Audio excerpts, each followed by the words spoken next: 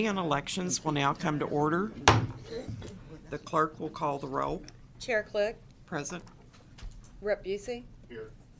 Rep Fierro. Here. Rep Israel. Here. Rep Middleton. Here. Rep Swanson. Here.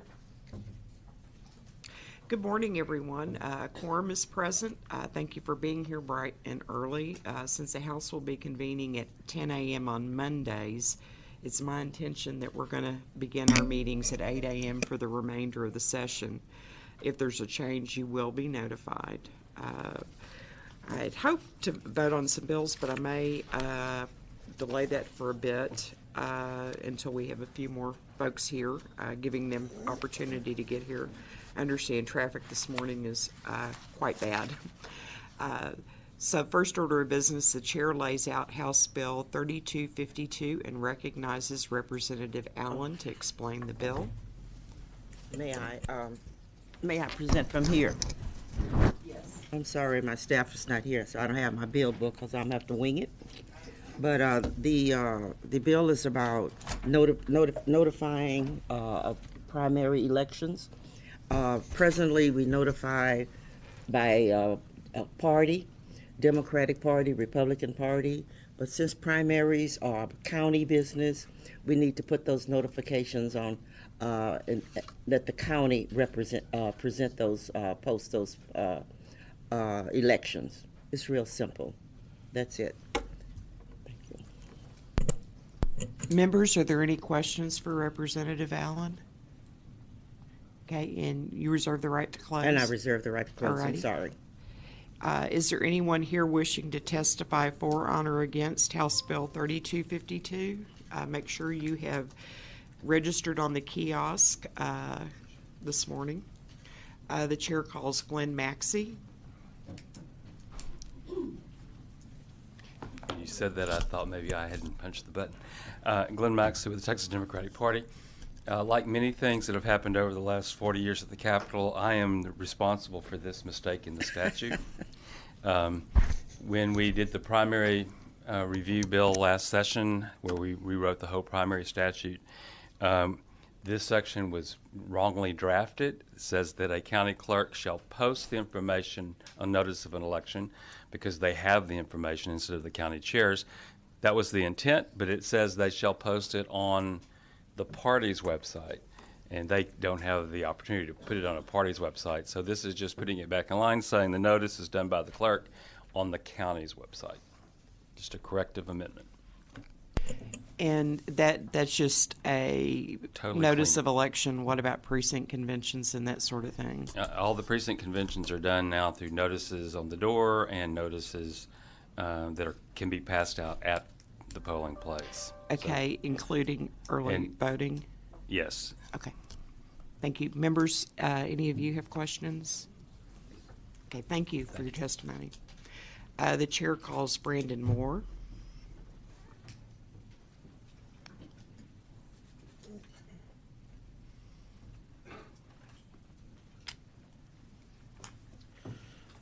Madam Chair, members and guests, thank you for your time this morning. My name is Brandon Moore. I'm here to speak on behalf of myself in favor of House Bill 3252. I certainly appreciate the attempt to codify this, that the notices should be getting posted at polling locations and during early voting and on the county's website. The one thing I did have to look at when I was looking at this is I believe the bill as originally written said county clerk's website. As long as we're understanding that whether that's county clerk or county's website, either way, as long as that's clear, I do believe this is a good bill, and I do support it. Thank you. Members, any questions? Okay, thank you. Thank you. Members, we have Christina Atkins with the Secretary of State's office here. If anybody has questions for her. No questions? Okay.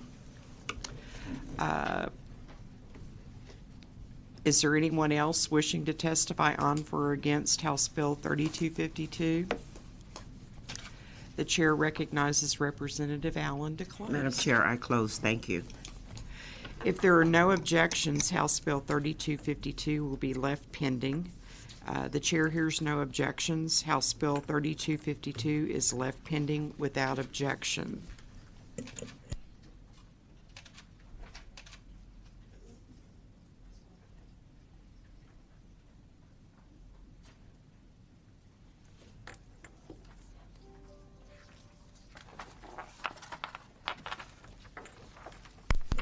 Okay, members, we have a few more folks here now, and therefore I think we're going to go ahead and vote on some bills because I know other folks are going to be coming and going this morning. The chair lays out House Bill 431 as pending business. The chair offers a complete committee substitute. Members, this is Representative Sheehan's bill relating to poll watchers. The substitute adds on the certificate of appointment that the poll watcher has not been finally convicted of a felony. Are there any questions? If there are no objections, the adoption of this committee substitute. Hearing none, the substitute is adopted without objection. Representative Swanson moves that HB 431 as substitute be reported favorably to the full House with a recommendation that it do pass and be printed. The clerk will call the roll. Representative Cliff? Aye. Representative Busey? Nay. Representative Burrows? Aye. Representative Fierro? No. Representative Israel? Aye. Representative Middleton? Aye. Representative Swanson? Aye. 5-2. There being 5 ayes and 2 nays, the motion prevails. The chair lays out House Bill 2132 as pending business. Members, this is my bill removing the requirement that the Comptroller of Public Accounts receive copies of certain orders. Are there any questions?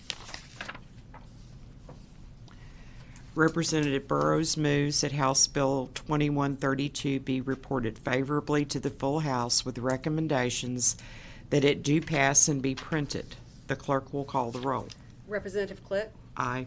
Representative Busey? Aye. Representative Burrows? Aye. Representative Fierro? Aye. Representative Israel? Aye. Representative Middleton? Aye. Representative Swanson? Aye.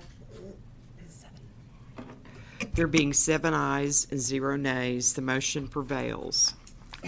Those are the bills for today that we're going to vote on. Let's see another author here so we can do 14, 19, and 326.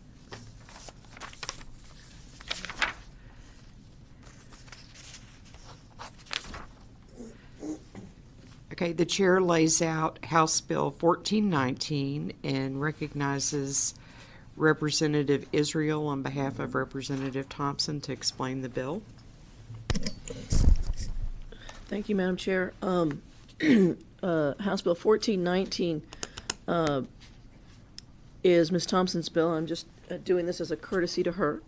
The current Texas election code prohibits people who are working and paying taxes from voting.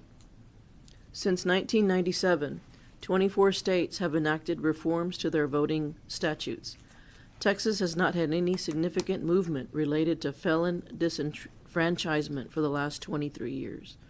House Bill 1419 amends the Texas Election Code to clarify that a person with a felony conviction who has completed their term of incarceration related to that offense is a qualified voter who is eligible to vote. Enacting House Bill 1419 will bring Texas in line with 15 other states that restore voting rights to people with felony convictions who have completed their term of incarceration and have returned to live in their community. Contrary to popular belief, most people with felony convictions are not incarcerated. Nationwide, 77% of disenfranchised voters with felony convictions live in their communities while under probation, parole, or with discharge sentences.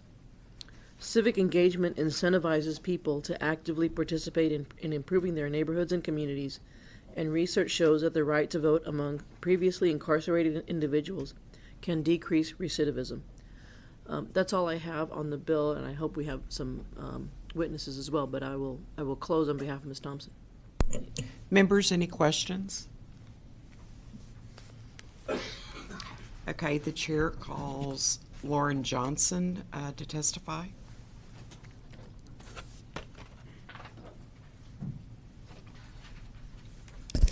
Please state your name, who you represent, and your position on the measure. Yes, ma'am. Good morning, Chair and members of the committee. My name is Lauren Johnson. I work for the ACLU of Texas, and we are here in support of this bill.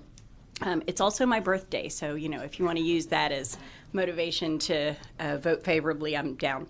In 1997, the Texas Legislature signed a bill, and Governor Bush signed in support of that bill, eliminating the 2-year waiting period after the completion of a sentence before individuals could regain their right to vote. This was on the heels of massive prison expansion and tough on crime policies. And surely, with the information that we have today and the bipartisan movement taking place that seeks to restore our communities through smart justice reforms, we can see that more steps are needed. It's the role of the criminal justice system, not just the electoral process, to punish individuals based on the severity of their crime. The U.S. is one of the only democracies to disenfranchise its citizens long after the completion of their sentences. Not only is this undemocratic, but it violates an individual's basic right to suffrage and representation. American disenfranchisement policies are unlike those of most of its peer democracies and are increasingly at odds with modern understandings of universal human rights. The United States is a blatant anachronism in remaining out of step with the world on the issue of felony disenfranchisement. I can remember, after coming home from prison, having internalized stigma and shame on multiple levels, not only for my addiction, my criminal history, but also for having been to prison.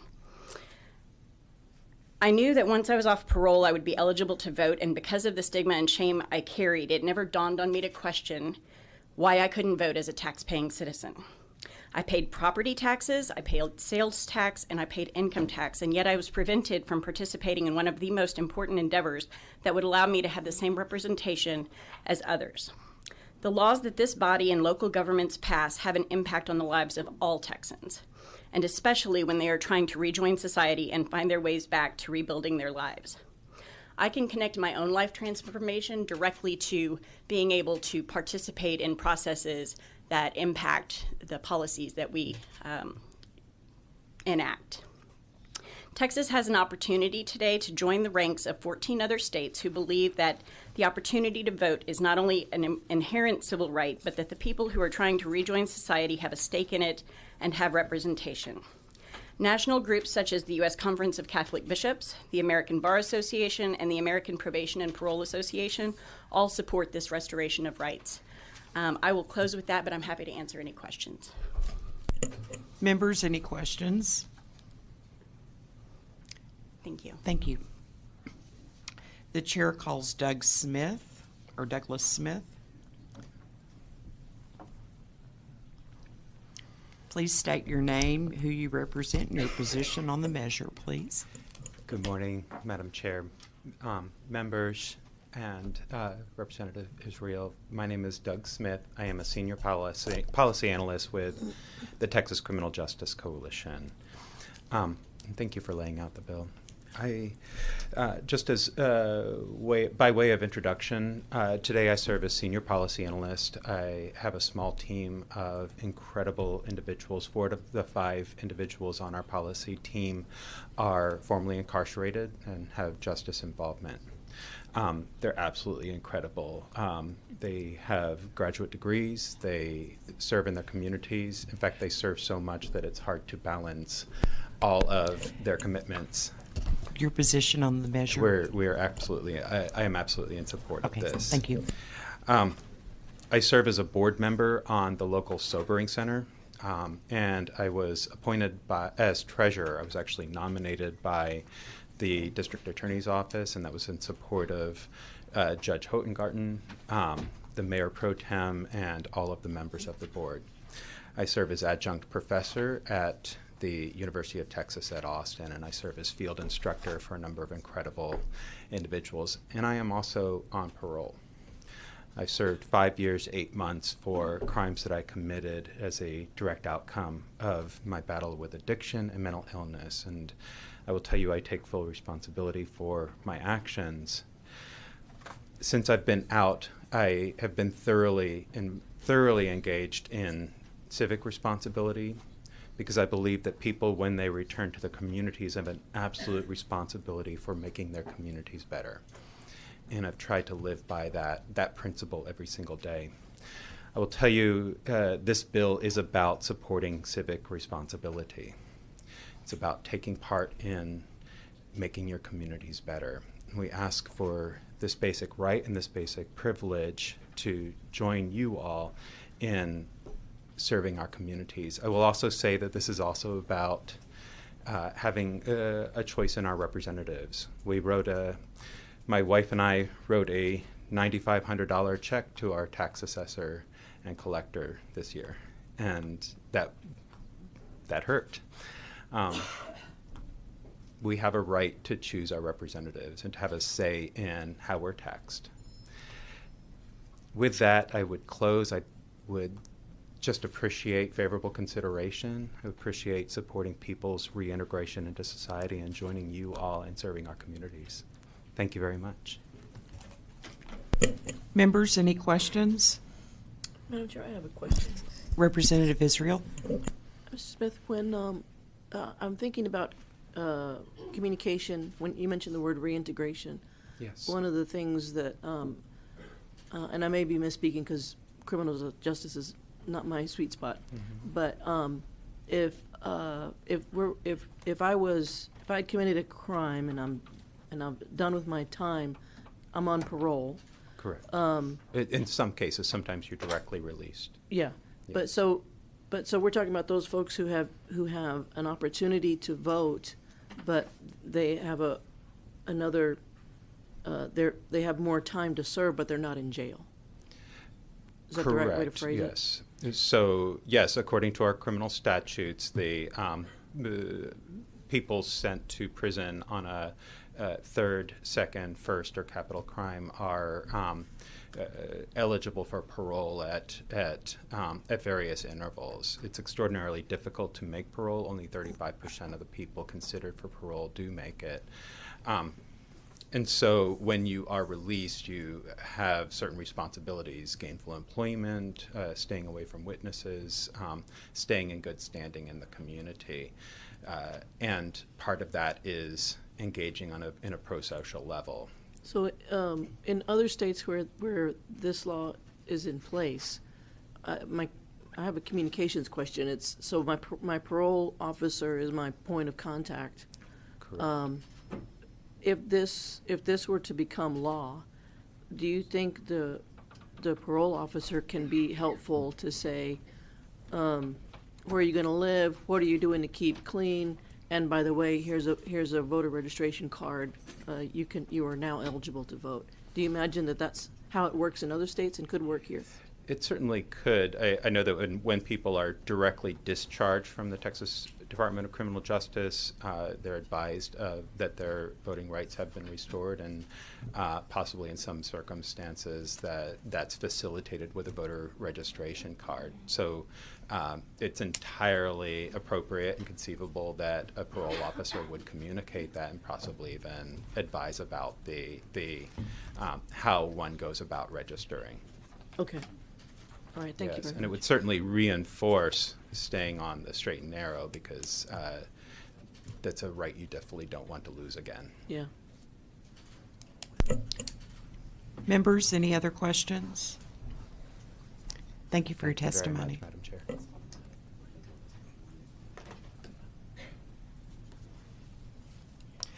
The chair calls Lewis Conway Jr.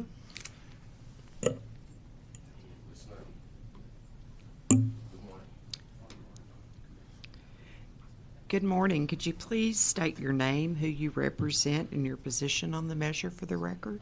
Absolutely. My name is Louis Conway Jr. I represent votewithconviction.org, and I am for House Bill 1419. Okay, if I begin? Good morning. Thank you so much for this opportunity to represent folks who are directly impacted. I did 8 years in prison and 12 years on parole. And I started this work as a criminal justice organizer with an organization called Grassroots Leadership. And the first trip I took was to a place called Jackson, Mississippi. And they took us to Parchman. And on Parchman, I learned about Fannie Lou Hamer. And I had grown up knowing about Fannie Lou Hamer, but I didn't know that she had been jailed for trying to get folks to vote. Well, when I ran for office, and I became the first person in Texas to run for office that had been to prison, I went to the neighborhoods where folks had not been registered to vote, where folks who were afraid to vote. And I can't tell you how disheartened I was when I had to argue with folks to tell them that you're allowed to vote. They would argue me down because they had been to prison and they told me that they weren't allowed to vote. Now, I had been out of prison 17 years before I knew I could vote. When I went down there at 16, I was eligible to vote and didn't know it. So this bill does a couple of things. It erases the doubt of someone who has been to prison if they can or cannot vote, regardless of where they are. Part two, it does what we're supposed to do, which is strengthen the bonds of democracy. We want folks to participate in democracy so that democracy can be that thing that helps us all and that we can all engage in on both sides of the aisle, I would hope to believe. And so as I went into those neighborhoods and as I went into those jails and I registered people to vote, the reason why I did it was because, God forbid, I believe in this thing called democracy, and I believe that folks deserve to be able to participate. And I know that coming out of prison, voting was not on my parole plan. Nobody talked to me about voting. Nobody came to me and said that you were able to vote, though I was able to. And so I think with this bill, it gives us an opportunity to open up that door, provide a level of access that has been denied to those who are most disenfranchised, those who have been most far removed from the electoral process, from the democracy process, from being able to participate as a citizen.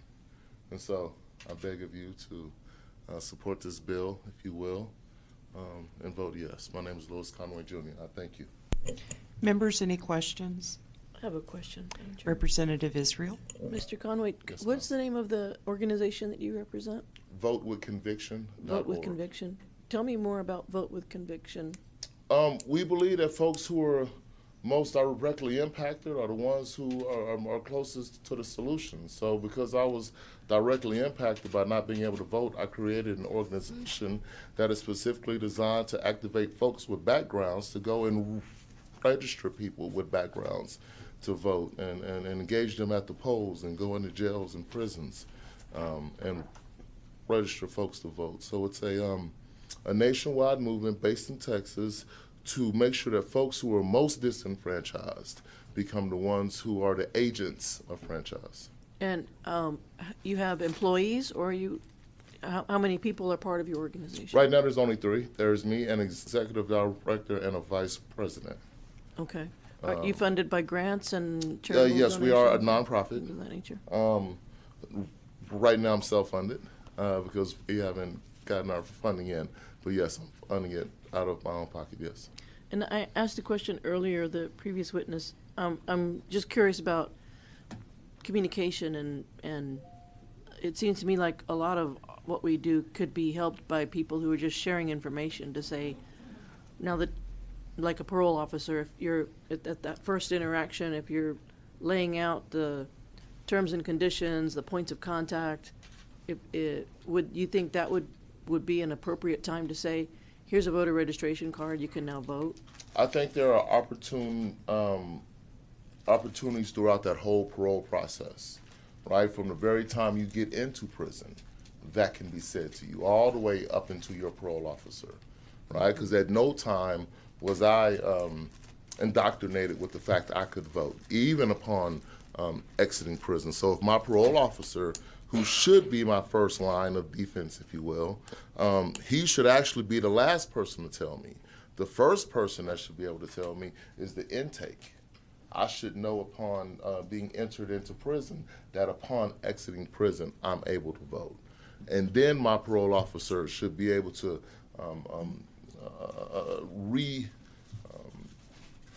recalibrate that trajectory by telling me not only can you vote, but you can register other people to vote. Right? I think so. Not just being able to vote, being able to register other people to vote, and my parole officer being aware of that could have been extremely powerful. Okay. Thank you very much. Any other questions, members? Thank you for your testimony. Thank you. Is there anyone else wishing to testify on, for, or against House Bill 1419? Right, I registered in here for some reason online, but y'all don't have me on. If you'll, Chris, Reginald Smith.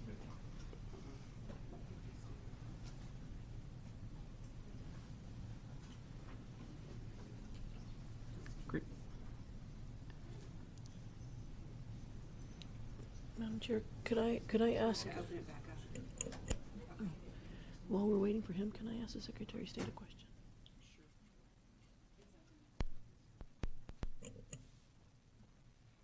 the chair calls Christina Atkins. Representative Israel has some questions while he's registering. Of course. Good morning. Christina Atkins from the Secretary of State's office on HB 1419. Good morning. I have clearly process questions, and no one else is curious this morning. I'm wondering about, and this may not be a fair question, so tell me if we need to revisit, but I'm wondering in other states where they have this law in place, how does communication work at both ends? If I've committed a crime and I've lost my right to vote, and if I've done my time and I'm now eligible to vote, how is that communicated to the potential voter or the person who has lost their right to vote? That's an excellent question. I don't know a whole lot about how other states handle that process, but that's something we could probably get some information for you on. So in Texas, if I commit a crime and I've lost my right to vote, how is that manifested in the voter rolls? Well, right now there aren't a lot of communication vehicles informing the person what happens with respect to their right to vote. However, we do get information from the Department of Public Safety with respect to felony convictions. They do have a felony conviction database, and as things are entered into that database or updated or changed, we get alerts to that. And that information passes through us. We don't do anything with that data. It goes directly to the counties, where the counties then have the ability to take action on it. So that's part of the routine of, did someone pass away? Did someone get a felony conviction? Part of routine list maintenance, yes, ma'am. Yes, okay. Mm-hmm. Thank you. Mm-hmm. Sure. Members, anybody else with a question? Thank you. Thank you. The chair calls Reginald Smith. If Thank you, will Madam please Chair. State your name, who you represent, and your position on the measure. Yes, Madam Chair. My name is Reginald Smith, and I'm a policy analyst at Texas Criminal Justice Coalition, and I'm testifying for myself in support of HB 1419. HB 1419 restores the voting rights of those who have served the sentence of incarceration and are now in the community, contributing millions of dollars each year to the economy of Texas. It improves on current law because we realize that denying the right to vote to an entire class of citizens is deeply problematic to the democratic society and counterproductive to effective reentry. Restoring the vote to persons leaving prison could aid their transition back into the community. In fact, civic participation has been linked with lower recidivism rates. I voted for the first time at the age of 52, but I could have voted much sooner had Texas not restricted my vote upon release from prison. During all those years I couldn't vote, I went to public community college and state university. I was employed, I drove a vehicle, and I participated in commerce, all of which required me to pay fees and taxes that contributed to my local and state economies. The state of Texas even restricted my vote federally, and I paid federal taxes every year my vote was restricted, and yet the federal government was not restricting my vote. Texas was. That's just a textbook a case of taxation without representation. I was right back to being 3/5 of a man. Anytime we hear of another country oppressing a class of people by not allowing them to vote in free, fair, and full elections, we instinctively know that that's wrong. But we don't ask these governments, is there some valid reason why you're not allowing the voice of the people to be heard? And you know why we don't do that? Because it doesn't matter to us. It's just wrong on the face of it. Surely none of you good, honorable people want to see the voices of your constituents stifled at the ballot box. Let's begin today to welcome all our neighbors back from incarceration as full citizens. Society benefits from our labor and our talents. It is only fair that we allow them to participate in one of the most meaningful and important acts in our society. Free the vote. Support 1419. Thank you. Members, any questions? Thank you for your testimony. Anyone else here wishing to testify on for or against 1419?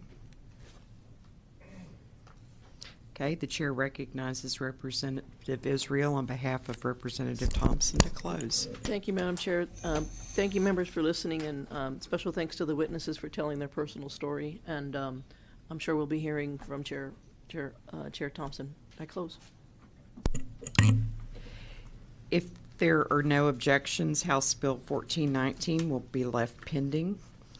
The chair hears no objections. House Bill 1419 is left pending without objection.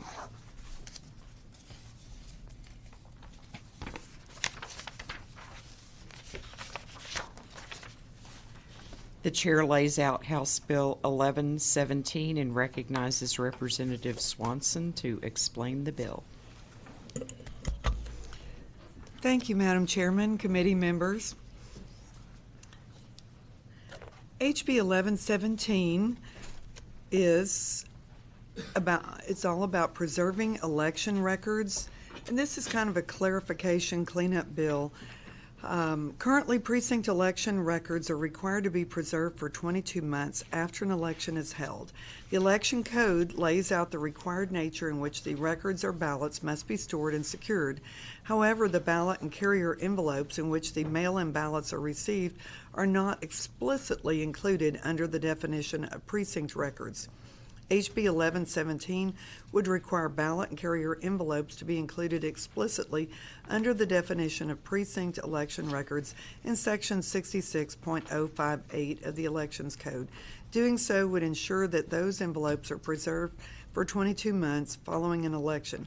Explicitly stating that ballot and carrier envelopes must be retained in the same way other election records are maintained helps provide another level of integrity to the process. There is a definite need to have access to the envelopes in the event of an investigation into voter fraud. HB 1117 ensures that we meet that need. Thank you, Chairwoman Click and members. I'm happy to answer any questions you have, and I respectfully request my right to close. Members, any questions? Representative Busey. Thank you, Madam Chair. Representative Swanson, is there data on these envelopes that you're hoping to protect? Is that what it is? Or how come you want to protect the envelopes? Just curious. They're already supposed to be saved, but because they're not explicitly mentioned, then there's been some issue that some people thought, oh, this was not really actually supposed to be saved. But it's more proof that that many ballots really were received, and so it's very good for helping avoid mail ballot fraud. Thank you, Madam Chair. Members, any other questions? Okay, is there anyone here wishing to testify on, for, or against House Bill 1117? Alrighty, the chair recognizes Representative Swanson to close. Thank you, Madam Chairman. Members, I close. Thank you. If there's no objection, House Bill 1117 will be left pending. The chair hears no objection. House Bill 1117 is left pending without objection.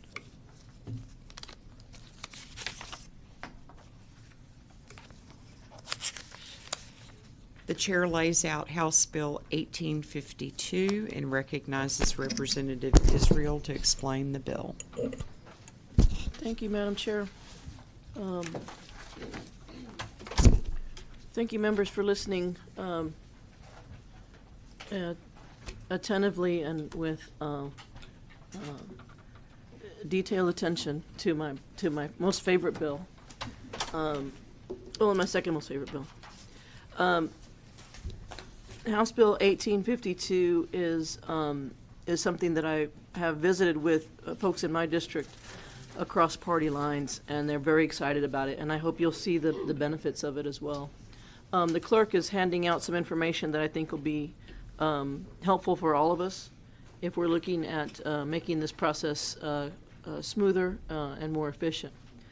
A common concern I have heard from party activists on the left and the right is the problem of lengthy ballots. ballot fatigue, and long wait times in order to vote. House Bill 1852 simplifies the voting process by declaring all races with unopposed candidates as elected and moving them to the bottom of the ballot. No marking of the ballot will need to occur, eliminating confusion and saving voters time. Just before the session began, I was invited to speak to the Pflugerville Republican Party. Pflugerville, a lot of Pflugerville is within my district. When I mentioned this bill, they literally cheered. We found common ground because ballot fatigue hurts us all.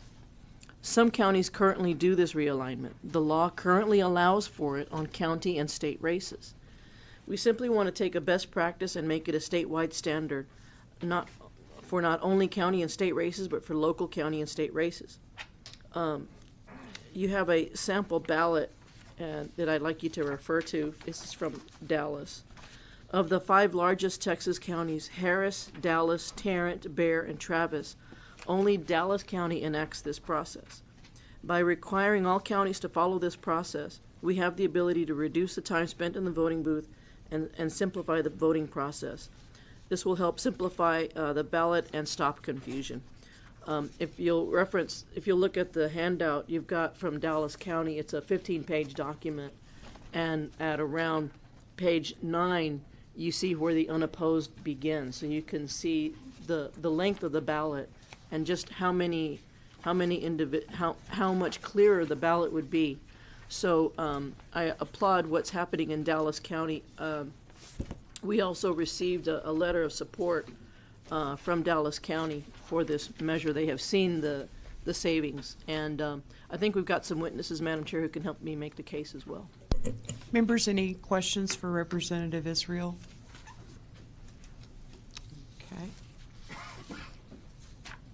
The chair calls Cindy Weatherby.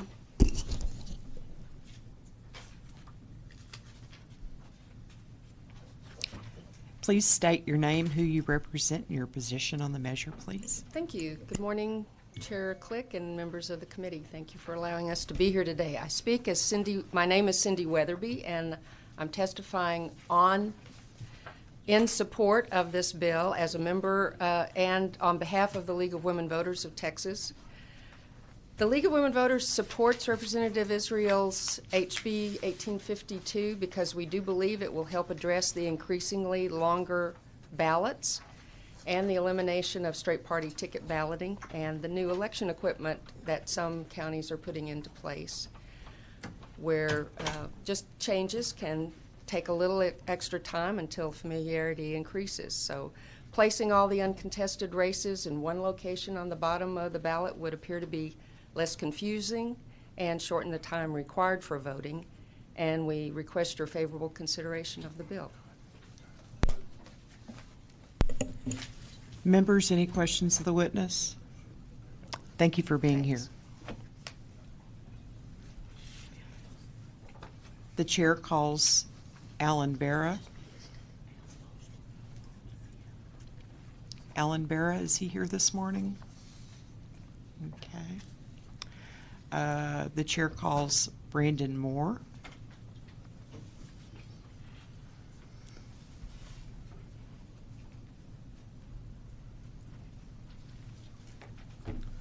Madam Chair, members and guests, good morning. Thank you for your time. My name is Brandon Moore. I am speaking against HB 1852 on behalf of myself. While I do certainly appreciate the intent behind the bill to streamline the process and the cost savings that potentially could be there and time savings, I must respectfully disagree, and for a couple of reasons. For one, as I look at this, I believe that it should be left as a may rather than a shall, so that the local entities who are in charge of the ballot can decide whether or not how they want that to appear on the ballot or not, and answer to their local voters. Those voters should be holding them accountable for their decisions on that. I would like to see that preserved.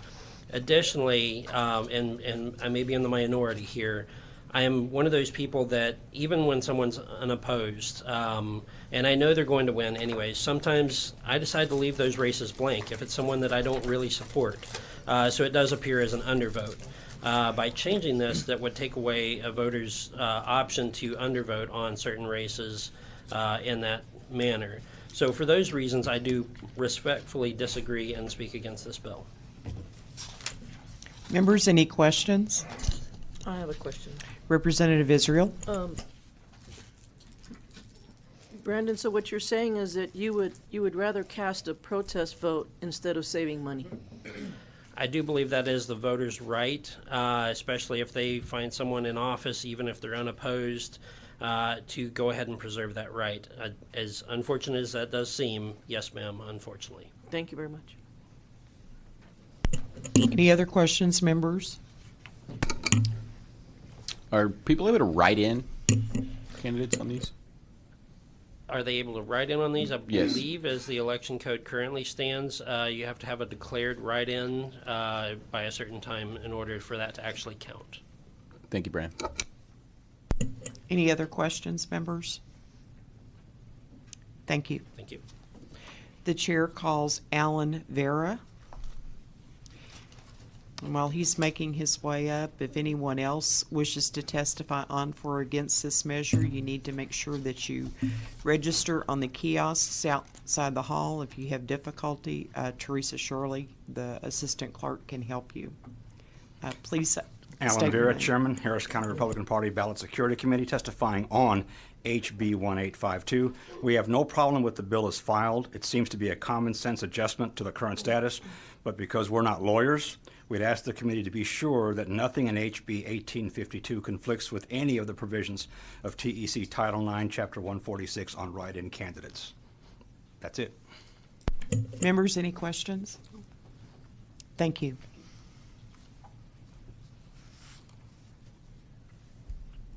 Is there anyone else wishing to testify on, for, or against House Bill 1852? The chair recognizes Representative Israel to close. Thank you, Madam Chair. Thanks again for the time on this bill. I really do think this is a good efficiency bill, and if you're unopposed, as I was this last time around, my name would still be on the ballot. It just there wouldn't be an option to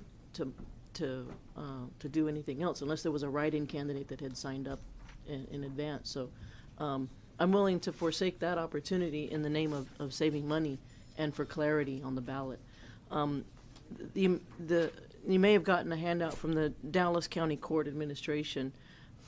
Dallas County states this will shorten the length of the ballot, and for paper ballots, we wouldn't have to give a voter 2 17-each ballots with front and back candidates. Double the length of pages on our DRE, 26 to 29 pages to review, which occurred in the last 2 federal elections. This would save Dallas County alone $200,000 in printed ballot costs and ballot programming. So for my colleagues who are also interested, as I am, in efficiency in government, I hope you would support me on this bill. And with that, I'll close. Members, any questions? Yes. Representative, Yes. Ms. Israel, would this apply if there were 2 candidates, 2 uncontested races, so it's a ballot, but just 2 races, both are uncontested, would they be able to not hold the election? I don't understand your question. Let's restate it. for hypothetically, you're saying in there's one county where there was only 2 races? Sure, and they're both uncontested. We can ask the Secretary of I State would love that to. question. Yes. Could we have the secretary?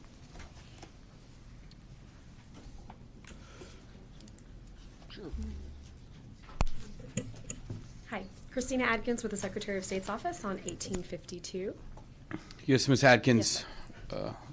Amuse me, if you will. I'm going to pretend there's only 2 races on the ballot. They're both uncontested. What would occur under that situation if this bill became law? That's actually a scenario that happens pretty regularly with local races, local political subdivisions, cities, school districts, water districts, and whatnot. And in that case, the entire election would be canceled, and they would not have an election. Okay. So as a witness was discussing earlier, someone would not have the opportunity to undervote. Say they like that city councilman, but that mayor's a real jerk. We couldn't skip his name. That's correct. Thank you. members, questions? Thank you. Thank you.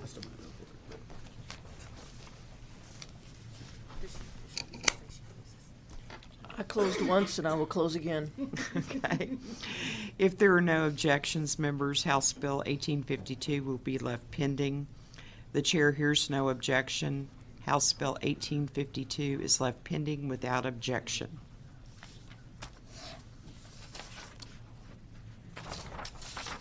The chair lays out House Bill 2075 and recognizes Representative Nieve to explain the bill. Thank you. Good morning, Chairwoman Click, committee members. Thank you for the opportunity to lay out House Bill 2075, which will help clarify a gap that we have in the Elections Code and allow a woman to run for office under her maiden name. And I respectfully ask for your favorable consideration and support of this legislation. And first, I'm just going to briefly touch on the problem that our legislation is trying to address, and second, how House Bill 2075 can help clarify this section of the code.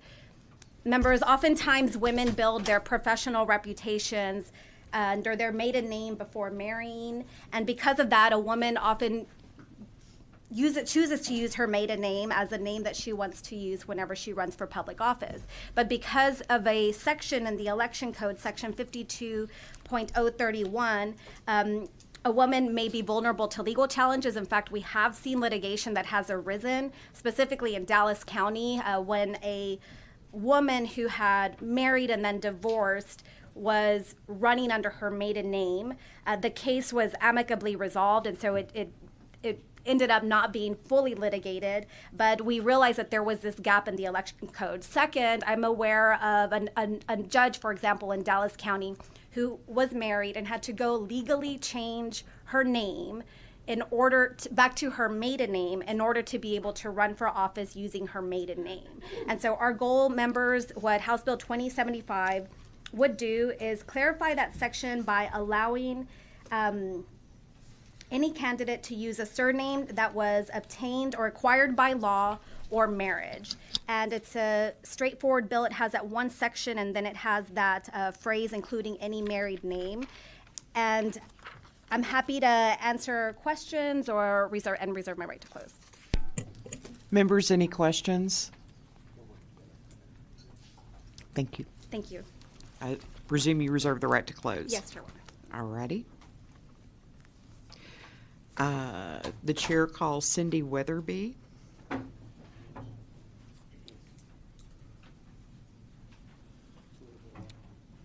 Thank you again. My name is Cindy Weatherby, and I'm testifying as a member of and on behalf of the League of Women Voters of Texas in support of HB 2075.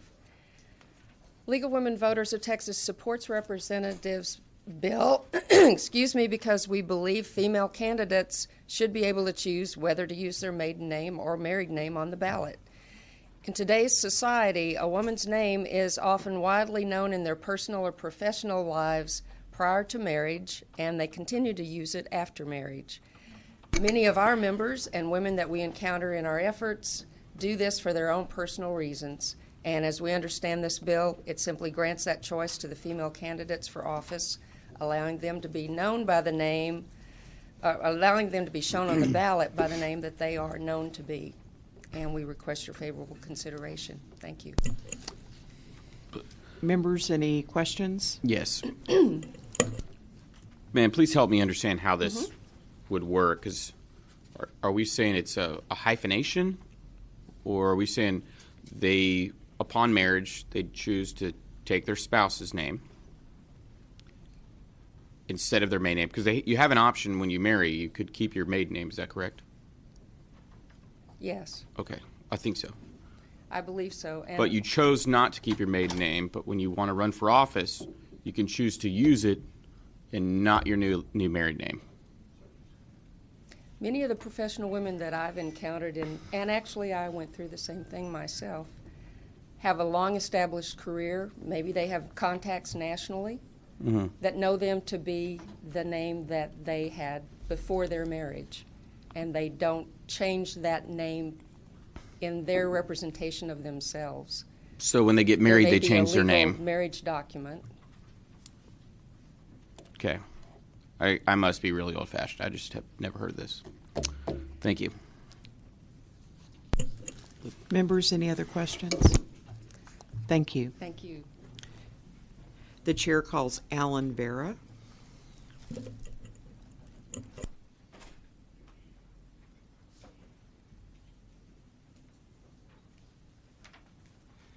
Alan Vera, Chairman, Harris County Republican Party Ballot Security Committee, testifying on HB 2075. We applaud the intent of the bill, but unless there's been a change over the weekend, Section A reads, a candidate's name shall be printed on the ballot with the given name or initials first, followed by a nickname, if any, followed by the surname, including any married name, in accordance with this reaction. We believe the person should be able to use their maiden name when running for office, but the language currently in the bill makes it sound like they have to include the married name. That's our concern. Members, any questions? Thank you. Is there anyone else wishing to testify on, for, or against House Bill 2075?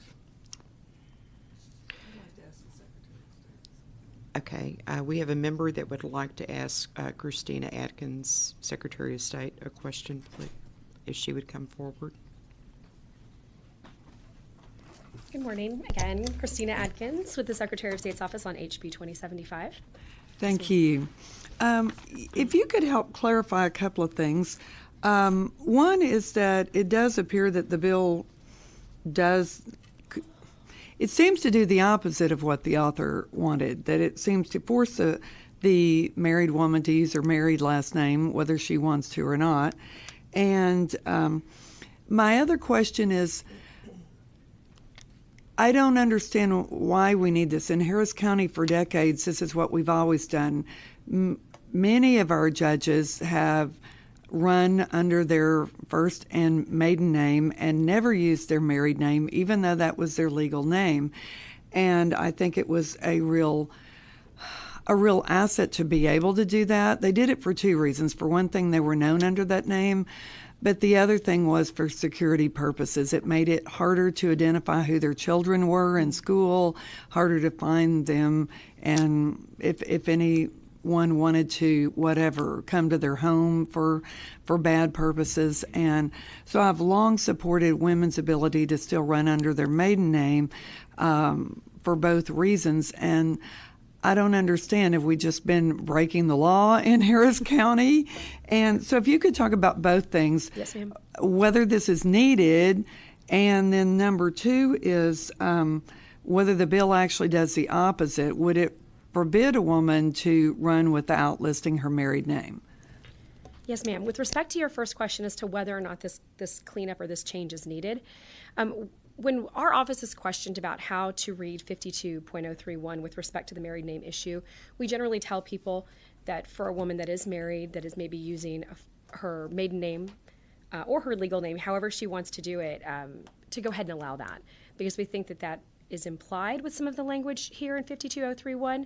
However, that's just the advice that we give when we're questioned in that particular area. There are other entities or other filing authorities that may not choose to read it that way and may choose to take a much more strict interpretation of what the law says here.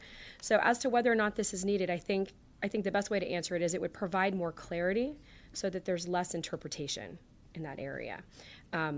It would not, whether or not this change happens, it would not change the advice of our office on the issue of married name versus legal name for women that are in that situation. Probably not. I mean, it kind of depends, but generally that's how we read it. This would just add more clarity. Your second question, ma'am, as to whether or not the language does the opposite or does what it's intended to do, I can understand why there's some confusion there. I can see where it says including any married name looks like it's requiring that be listed. However, I think subsection A1, that definition that it provides there, I think adds some of that additional clarity. If we're concerned about the intent of the bill being adequately expressed, you could eliminate that phrase, including any married name, and just leave that subsection A1, because that defines really what surname means. Thank you. That does seem better to me, because if I read this, I would think that a possibility was that they can use any surname, so they can include other names, but because it says including any married name, then they would have to.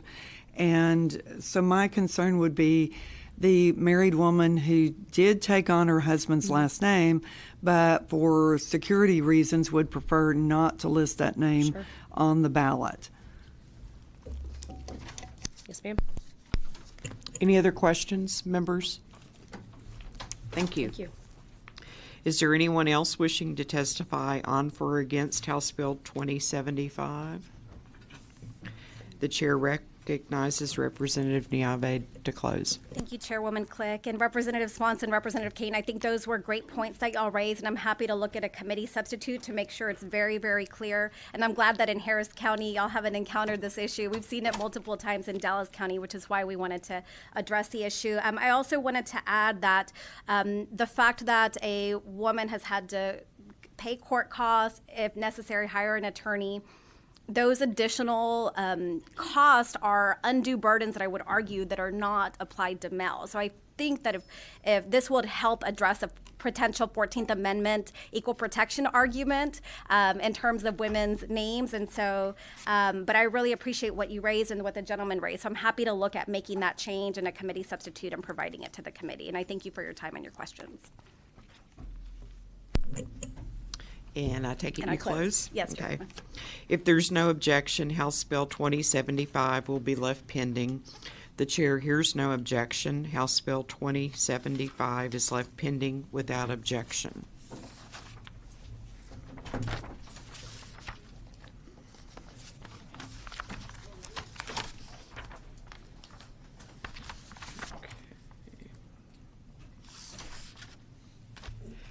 The chair lays out House Bill 326 and recognizes Representative Israel on behalf of Representative Ortega to explain the bill.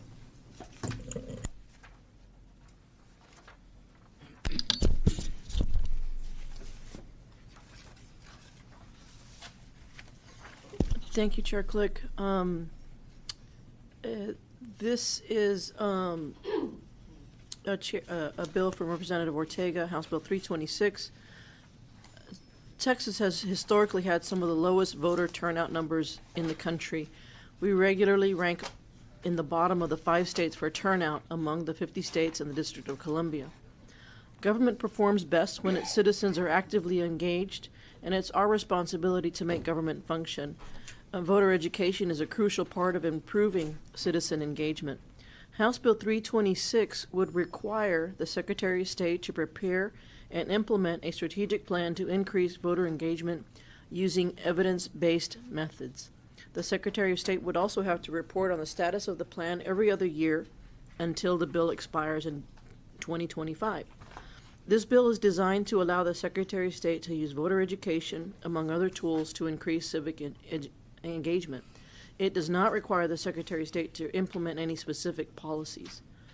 With changes like an end to straight ticket voting coming up, the Secretary of State will be able to leverage voter education programs to improve civic engagement and voter turnout. I believe there are a few people here to testify, but I'm happy to answer any questions that you may have on behalf of Representative Ortega. Members, any questions?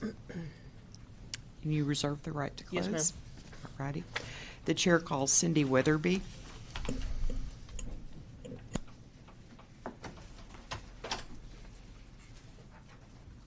This is the last time you're going to see me this morning. My name is Cindy Weatherby, and I am testifying as a member and on behalf of the League of Women Voters of Texas. And we do appreciate the opportunity to speak today. The League supports this bill because it calls attention to the problem, as discussed, that we attempt to address every day in our work, and that is the lack of timely, accurate information about our elections, clearly stated.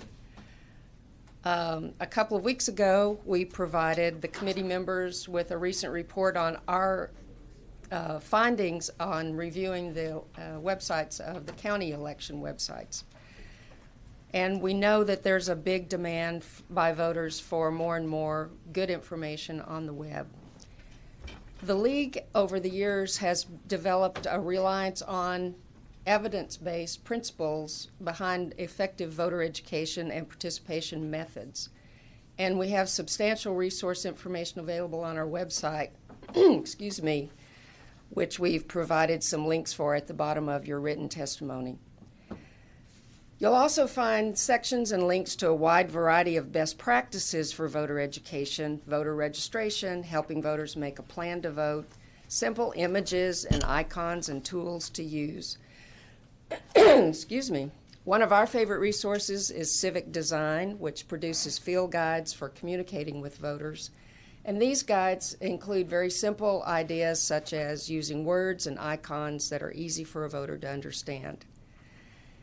We also remind you, as we mentioned a couple of weeks ago, to visit our website and take our scavenger hunt, looking for information on the Secretary of State's website about voting.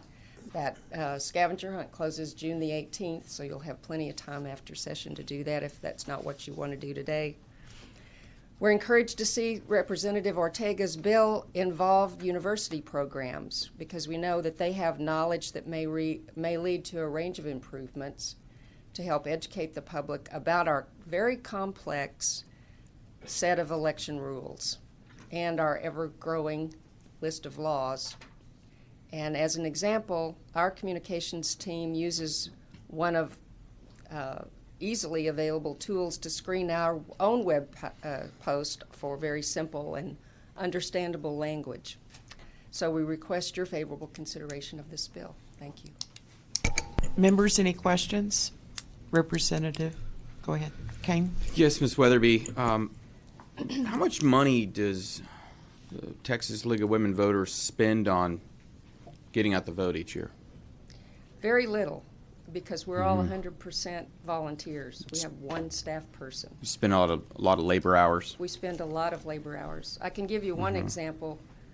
The local league that I'm involved in, the Austin Area League, prints some foldable wallet cards, for example. So when we're doing voter registration, we also give them all the information that they might need about dates, how to find more detailed information, links to the county website, that sort of thing. And those cost about, I think, 5 cents a piece. We raise funds through our Celebrating Democracy dinner. We have people who donate online, but it's all done very low cost. We don't have any big donors, unfortunately. That would be a great thing if we did. But we maintain our website, all done by volunteers, 100%. So you're aware anytime the government does something, it costs money, right? I'm just concerned that it seems that y'all are doing a great job, and gosh, all of us up here on the dais that have been in campaigns have spent a lot of money on elections and voter turnout, and I'm just confused why the government needs to step up and help people get to the polls. I think our first suggestion might be that with the counseling of some free public service from the universities, as I understand it, I didn't write this bill, so I don't know all the intentions, but there's some free information about how to use evaluation of the text on your websites, for instance. You know, it's one of those, I don't know if any of you use Grammarly. That's a free thing that you can evaluate your own text as you write it and post it. There's a lot of things that can be done for very little money. It's just taking the attitude and the time. Some counseling may be helpful from people who are doing research in communications, such as the folks at the Annette Strauss Institute for Civic Engagement here at the University of Texas, or other institutions that have studied how to make information more understandable. I've started my life as a journalist, and we were taught to write to the 5th grade level. I'm not sure if we've maintained that level over the years or not. It's just that sort of thing that could make even just the information that's provided. We're not talking about large-scale campaigns whatsoever. Anyone else with questions, members? Thank you. Thanks. The chair calls Brandon Moore.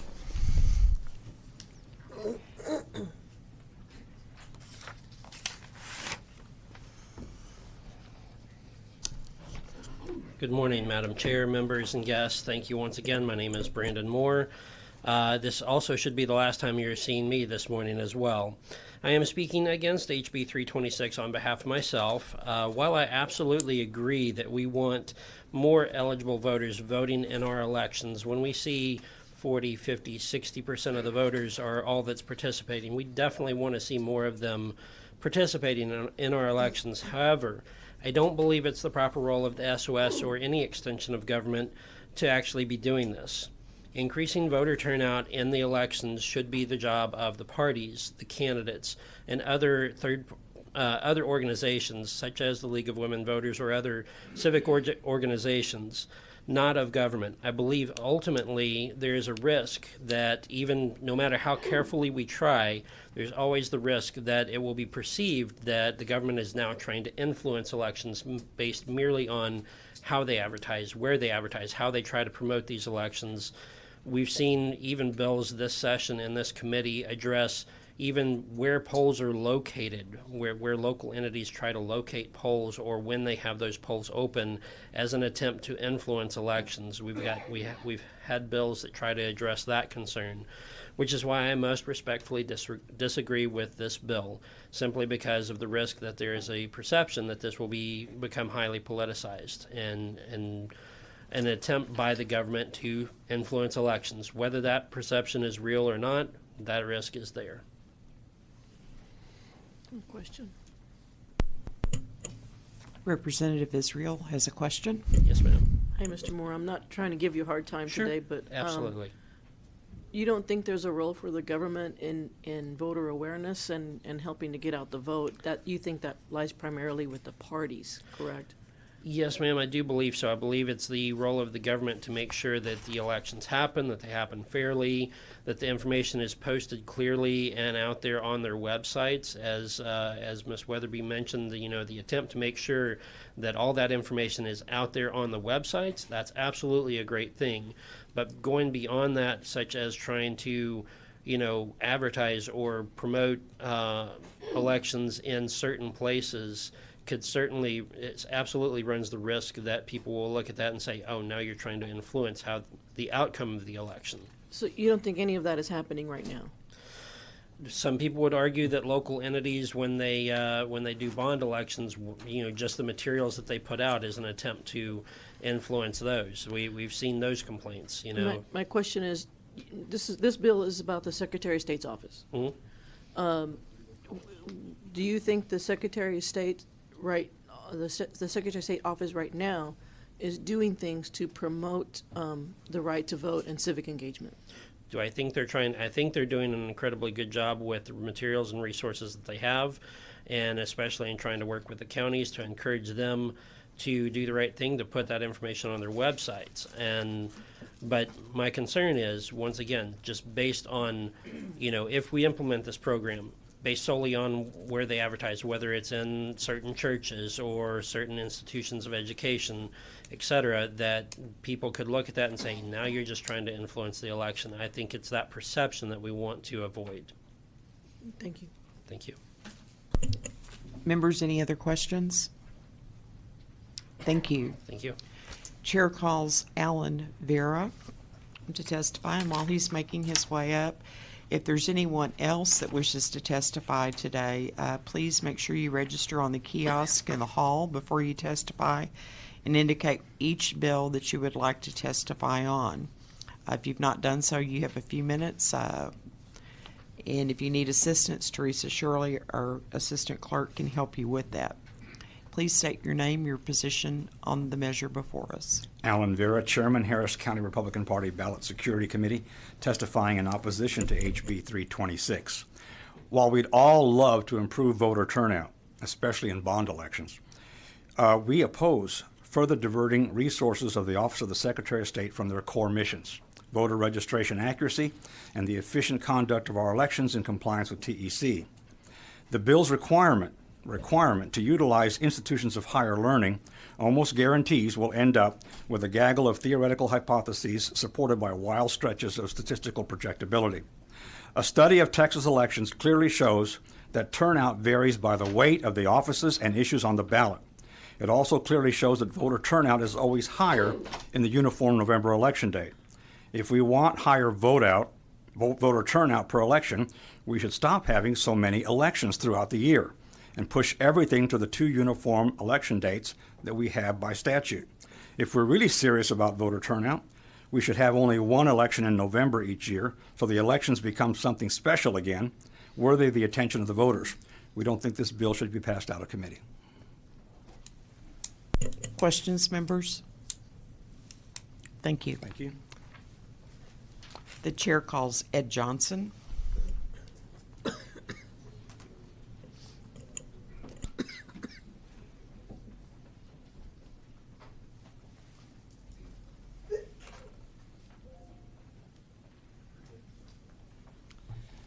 Ed Johnson testifying against, let's see, find it on the list here, the number HB 326, and I'm representing myself.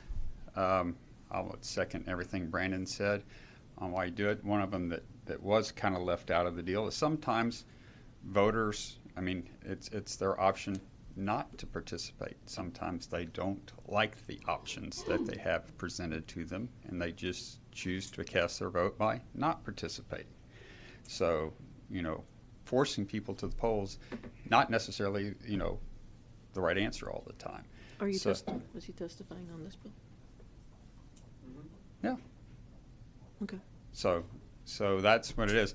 I brought, and I don't think, I brought my supply box with me that I drug through the rain because I wanted to use it sometime, and say that advertising at the polling locations is not the place to do this either. The supply box weighs 40 pounds, and we have judges that are over the age of 80, 200 of them in Harris County.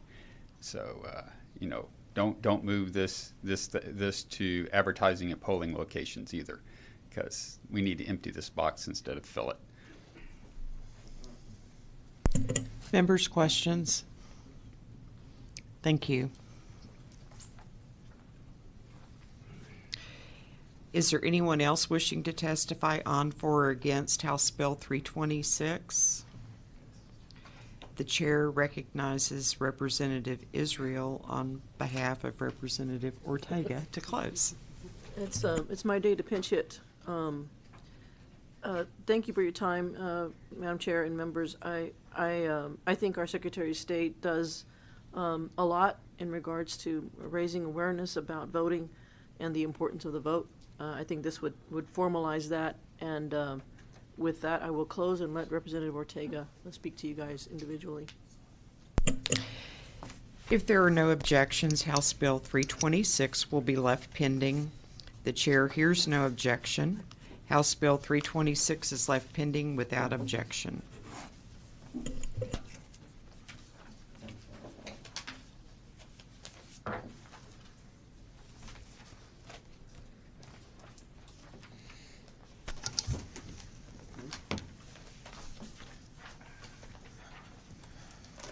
Okay, members, the chair lays out House Bill 3576 and recognizes Representative Click to explain the bill.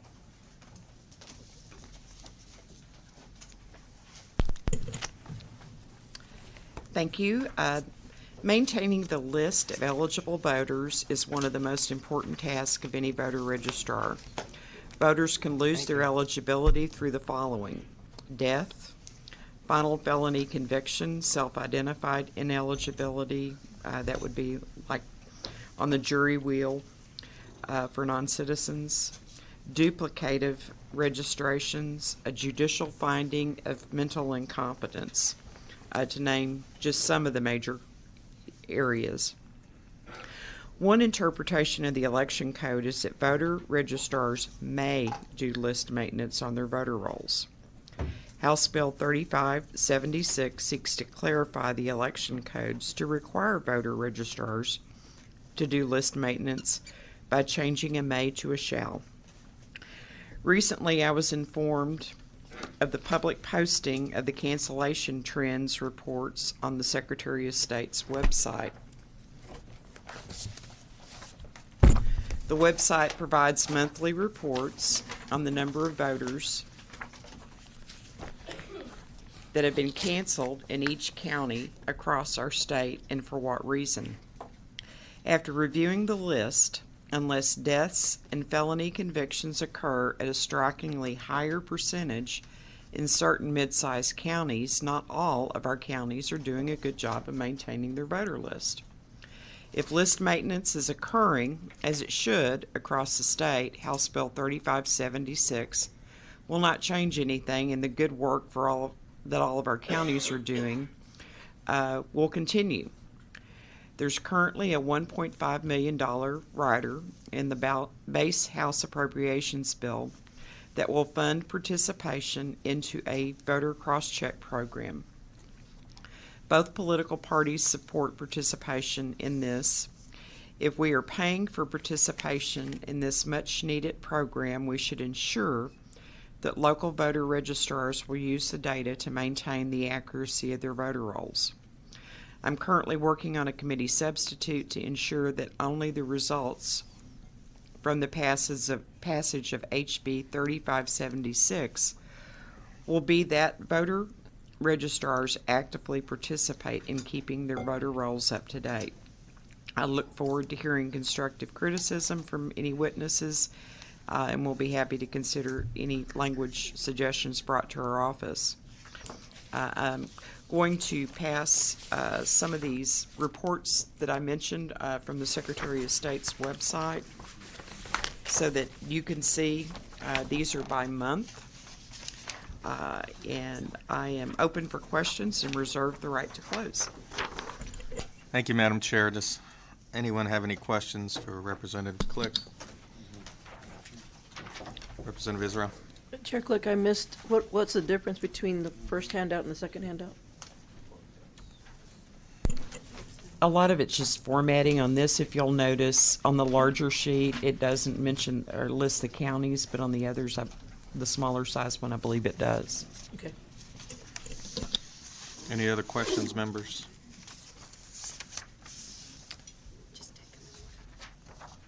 Okay. The chair calls Glenn Maxey to testify. Please state your name, who you represent, and position on the bill. Thank you, Mr. Chairman and members. I'm Glenn Maxey with the Texas Democratic Party, and we registered in opposition to this bill as drafted. It's only because, as drafted, it appeared that we were investigating all voters. In conversations with Chair Click, it appears that she's focusing on making sure that voter registrars are doing list hygiene and doing the things required by law, as she laid out. And if the bill's pulled back to those things, then we would remove our objections. Thank you, members. Any questions? Thank you. The chair calls Lon Burnham.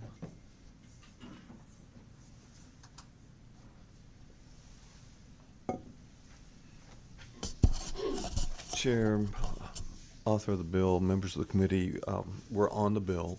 Public citizen, I'm Lon Burnham.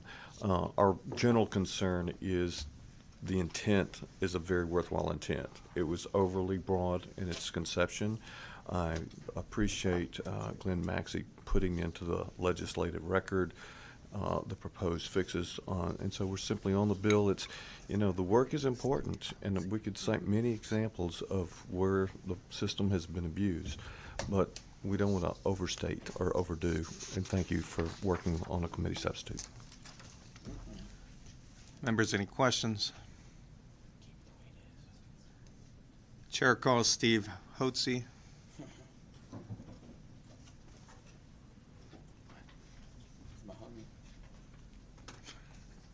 This goes.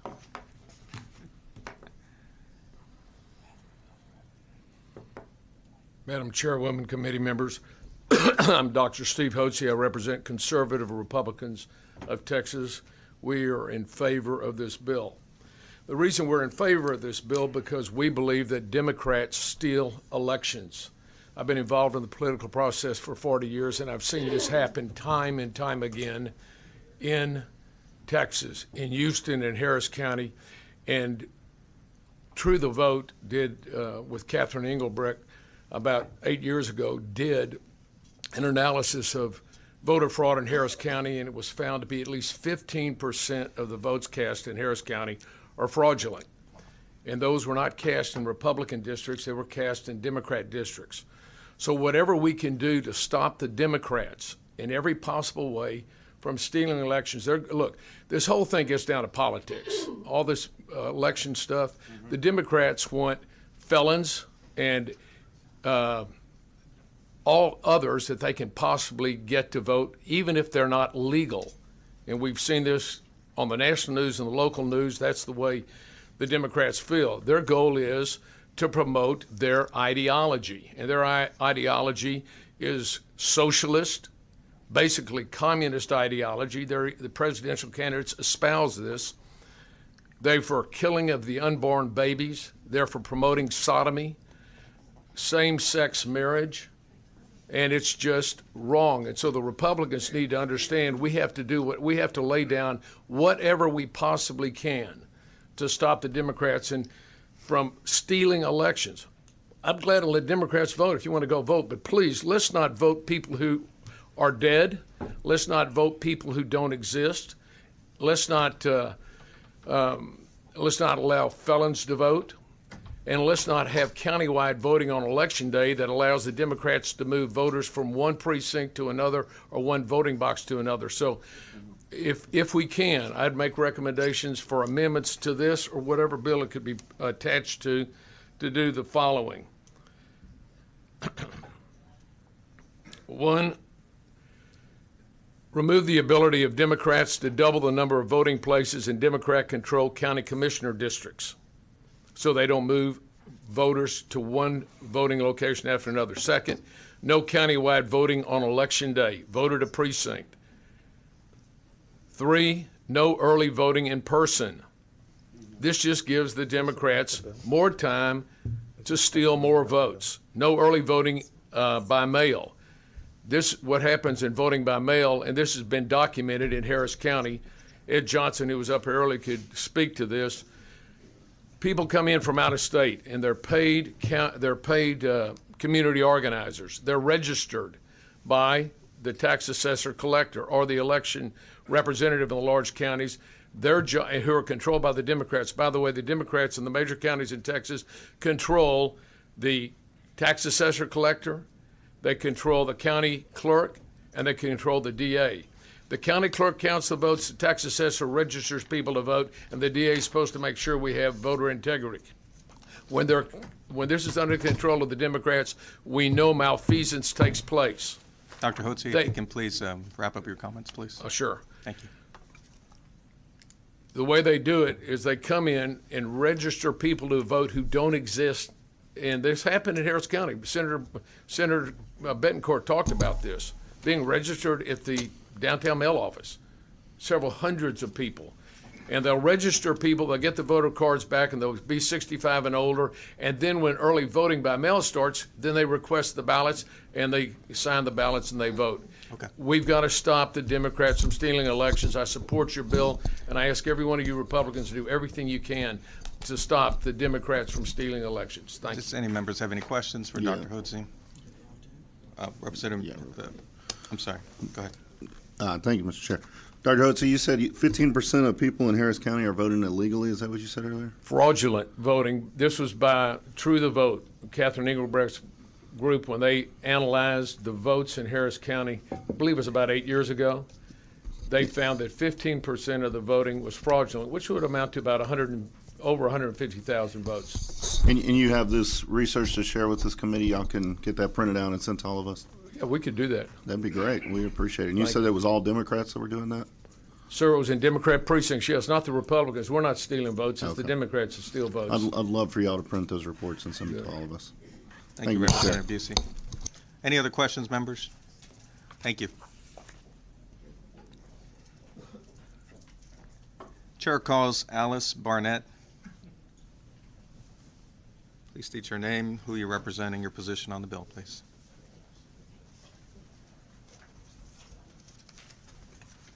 Good morning. I'm Alice Barnett, And I am here representing Temple Emmanuel in Dallas, Texas. First, I want to thank everyone. Oh, lower. Okay. I don't do this very often, so help me here. So thank you for allowing the public to present views on bills. Ms. Barnett, did you state your position on the bill? Oh, I'm opposed to the bill as written. Opposed to the bill, thank you. As written. So Temple Emmanuel is a congregation in Dallas. It's a Jewish congregation with 2,600 families. We emphasize ethical ideals of social justice at the core of our tradition. Like many other faith communities, we value being an integral part of our larger communities in the cities, in the towns, in the state, and in the country. We support the right of citizens, whether native-born or naturalized, to be able to register to vote and exercise their right to vote without intimidation, fear, or periodic unnecessary burdensome requirements to reestablish their right to vote. HB 3576 has my concern because it is so broad as written. Right now, as you stated, the voter registrar has authority to look at the records and clean them up. But the way this bill is written, or as I interpret it as written, it is mandating that everyone in the state, every registered voter, would be subject to, and that subject would be investigated for citizenship and other things. So you're shaking your head. Maybe I misinterpreted it. This, number one, would be, I believe, an enormous expense for the state. We've got about 15.7 million voters. And to mandate that our registrars divert their attention to just doing a wholesale review of everyone's citizenship status, residency status, whatever the status is, I don't think it's justified wholesale. I don't want non-voters to vote. Non-citizens to vote. I don't want people that are not entitled to vote, but I do think that this was overbroad. But I did listen to what was said about the bill, what you said about the bill, that you're just trying to clean up records. And I guess I'm a little naive because I assume that the registrars are doing this on a regular basis. So I oppose the bill as written as being overbroad, and I thank you for this time. Thank you, ma'am. Any members, any questions? Thank you. Thank you. Chair calls Ed Johnson.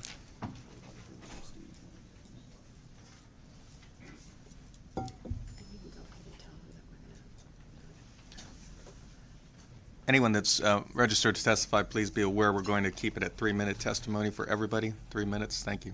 Go ahead, sir. Ed Johnson. I am testifying for the bill on myself. Thank you. Chairman, I don't think that's very fair to switch the rules in the middle of testimony because I had quite a bit I wanted to say about this bill. So, please continue. Will you allow me to finish my testimony? Please continue. Okay. I'm for the bill. I have some experience on the subject. I once was director of voter registration in Harris County, then also worked numerous times in the in the clerk's office, and I work with the voter roll in elections. I will tell you this is a very needed bill. The Secretary of State finds all these matches and presents them to the county through their voter system called TEAM. The county then is supposed to review them. There's nothing in the code that requires the county to review if they're dead, if they're felons, if they've moved, none of that. Some counties just don't ever look at them. They just ignore them. This past, there's a lot of hoopla about the match from the DPS on non-citizens. I've heard from people that I know that still work down there, the 29,000 that were presented to Harris County, 11,000 were really non-citizens, but they did nothing with that because they don't have to, and they stood behind a court order. So, you know, this is a very needed bill. They should take action on this. I have seen this in numerous times. There are all kind of things that we can do to find these non-voters or non-citizens, people that are felons. There are all kind of databases that we can match against, and the Secretary of State does that on an annual basis, but the counties just refuse to follow through with it, and this bill would make them. I would suggest maybe putting a little carrot and stick into this, because without any repercussion to not doing it, you know, penalty in the law, people just tend to ignore it sometimes. They all get real concerned about their Chapter 19 funds, which are funds given to them through the Secretary of State's office. Those funds are awarded on work that has been done in the office. The number of people that you register to vote is how you get these funds. So if they weren't doing their job, I would say cut back on their Chapter 19 funds. That would make them pay attention real quick, like, because they use these funds to run their office. Most counties give those to the voter registrar. Now, the other one in these funds is they are just paid for doing voter registration work. None of these funds are paid for mailing out letters, and this costs the tax office and the voter registrars money, because they have to send a letter on every one of these challenges to them. So that's why a lot of them don't do it, is because it actually costs them money. The carrot part of this would be maybe include into Chapter 19 funding when you're doing challenge letters, that you would also get reimbursed for those too. Okay. Members, any questions for Mr. Johnson? Thank you. Thank you. Chair calls Chris Davis. Please state your name, who you're representing, your position on the bill. Thank you, Mr. Chair. Good morning, members. Chris Davis, Williamson County Elections Administrator, voter registrar, and speaking on behalf of the Texas Association of Elections Administrators. Currently, we oppose this Sir, bill did you as state your filed. position? Excuse me. We oppose this bill as filed. Thank you very much. Yes, sir. And here's why. Currently, the bill's changing of may to shall essentially conveys upon voter registrars the responsibilities and burdens of private investigator. Every data point that I've highlighted in yellow on this VR app, every data point of eligibility on a Texas voter registration application must now be researched and proven up by us. That includes citizenship, age, residence address, felony conviction record, and absence of total or partial mental incapacitation. By our reading, the removal of this discretion implies that this investigation shall be done for all registered voters, not just new ones going forward. The time, personnel, and resources required for this new ongoing mandate would be almost beyond measure for any county.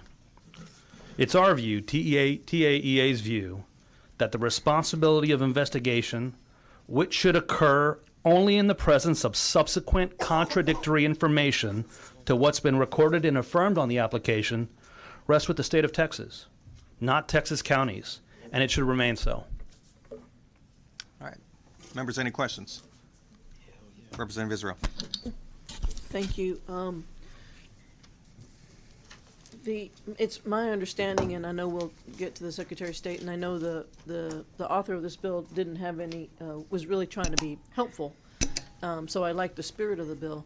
But would you, for the record, tell us what, I may be misspeaking, but there's regular list maintenance that happens, especially in larger counties, because of people moving, people passing away. Can you tell us from your perspective as a Williamson County person, how does the list maintenance process work for you right now? Thank you, Madam Representative.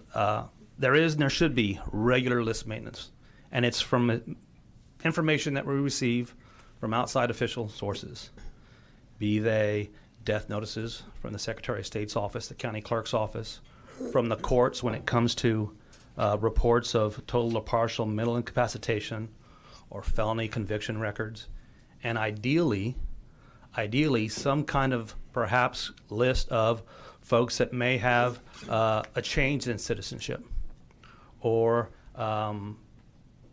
when it comes to driver's license and folks perhaps becoming naturalized later.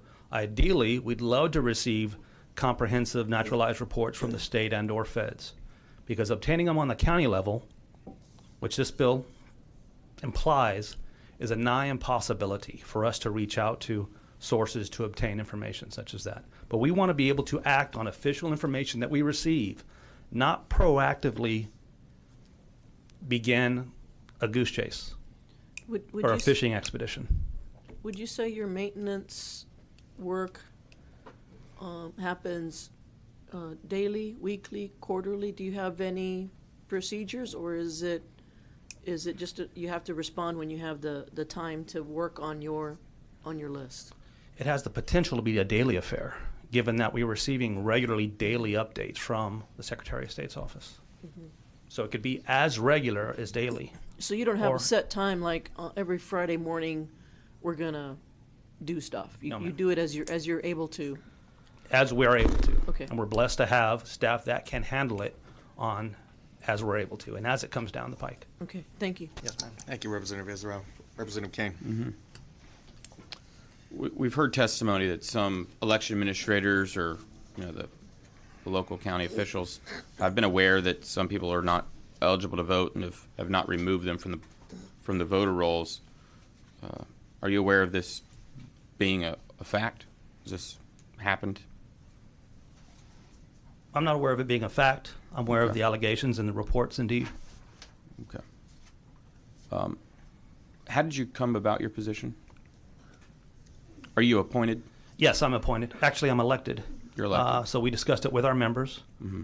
A good majority of them are voter registrars, EAs being voter registrars. We have tax assessor collectors that are voter registrars. As an election administrator, are you appointed or are you elected?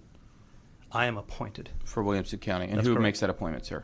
The Williamson County, the Elections Commission comprised of 5 members: Williamson County Judge, the County Clerk's Office, County Tax Assessor Collector, and the both party chairs. Okay. Is that bipartisan? What ratio, sir? What ratio of parties, elected parties, would that be? I think it'd be 4-1. I think, yeah, it's 4-1. Thank you, sir. So you're a partisan person yourself? I'm a partisan. I'm not required. Yes. Actually, the code prevents me from being. Well, how do you define partisan, sir? Do I vote in primaries? I do. Mm-hmm. Do I endorse or promote candidates? I'm not allowed to by the code. Thank you. We done? 4 or 5 members of a single party appointed you? That's correct. Thank you. No, that's not correct. 5 members hired and appointed me. It was unanimous. Even a Democrat. Thank you, Representative Kane. Thank you, sir. We're done. Thank you, sir. Christina Atkins. If anyone has questions.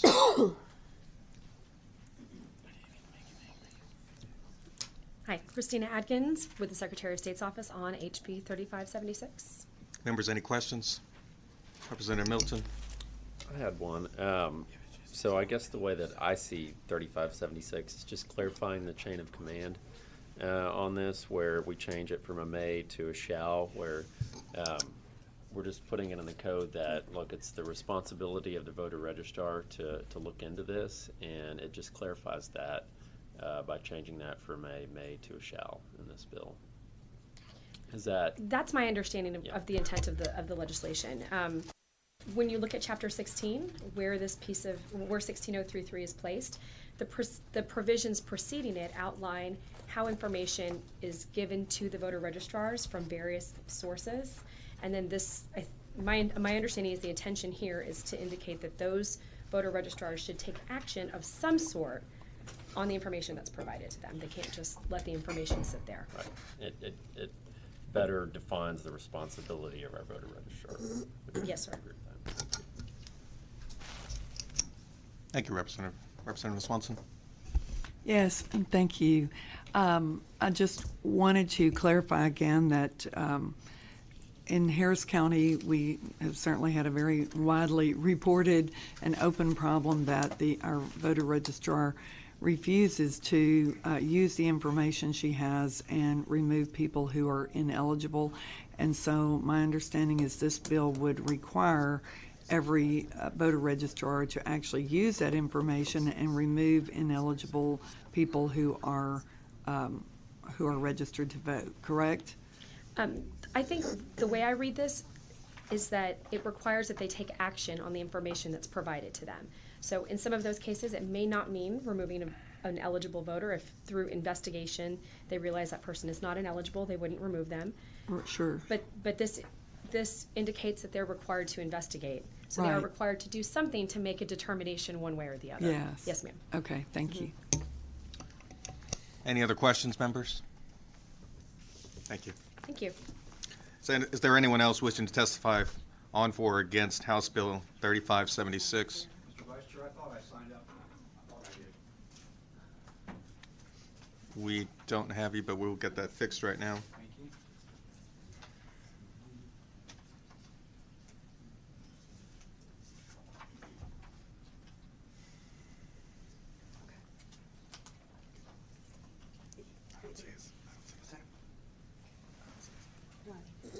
you.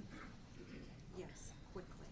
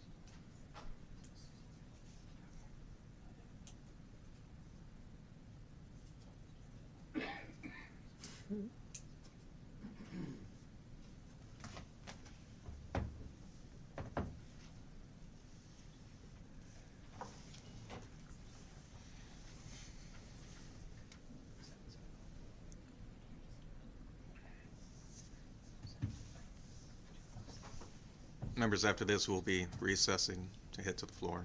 Just FYI.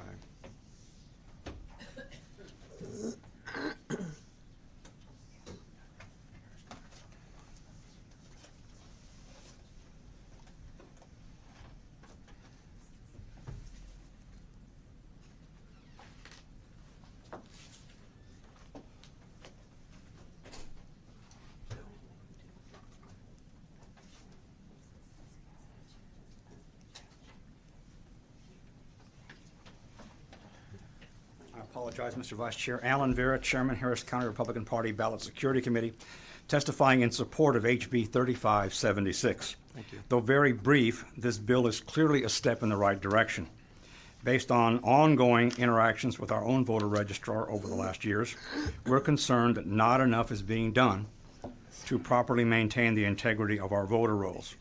We wish the bill had requirements for frequency of review and for reports back to the SOS, but it's still a good step in the right direction. I have one request of the author. Please be sure that the second sentence in section 1A of the bill doesn't negate the requirement of the registrar to properly respond to residency challenges filed by another registered voter per 160921 of the TEC. That's a tool we use with great frequency. We support passing this bill out of committee. Thank you. Thank you, members. Any questions? Thank you, Mr. Vera. Sorry for the delay. Is there anyone else wishing to testify on, for, or against House Bill 3576? Seeing none, the chair recognizes Representative Click to close. Thank you. The eligible list of registered voters must be kept up to date.